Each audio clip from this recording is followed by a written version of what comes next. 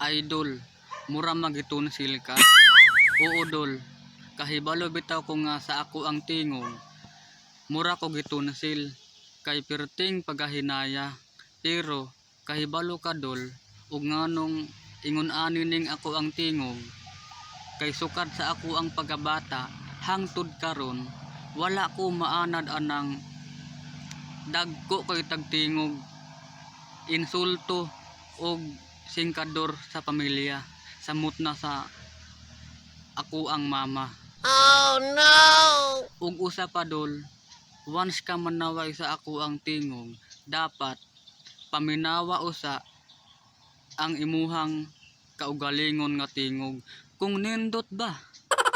Basin saway ra kang saway sa ako ang tingog, unya ang imuha pud ay tingog perting pagabatia. Murag trumpang guba, murag radyong guba, ug murag sound system nga perting pagabasaga. Unya manghinaway pagyud ka. Ug usa pa, si kinsa man pud kang sikat nga singer diring kalibutana nga nangitag lamig tingog sa mga vlogger diri sa social media. Unsa may kurso daay nimo? Judges ka sa mga singer nga artista? Nagpakaulaw ra ka dol. Ug usa pa dol, once ka manaway sa ako ang isig katawo, dapat lantawa usa imuhang kalawasan kung unsa ka kalimpyo. Correct ka dyan! Kay wala ka kahibalo dol, sa imuhang kalawasan swito ko, perti kang pagkaluura og lawas, bunihon ka kaayo, kabantay ka anang nangka dol, bunga sa nangka naapagani sa punuan, giulod na. Magaling kang kupal ka. Murag jud og ikaw dol, kay buhi pa ka aning kalibutana, giulod na ka. Putangina mo! Luod na kayo ka og kalawasan, perti kang pagka bunihuna.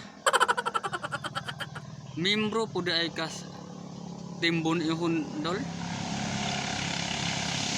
Wala ko kabalo dol. Ay nakabalo na ko ana sa una dol nga dugay na kang membro sa mga team bunihon. Unya grabe pa gyud ka kahinawayon. Correct ka dyan! Anga oy, kanang pagka hinawayon nimo dol, i-adjust imuhang pagkahinawayon. Nagpasobra ka sa imuhang pagkahinawayon, unya imuha pud ay lawas, perting luura, perting kagiruna. Kay membro kas mga timbon ihon. Ayaw ana dol.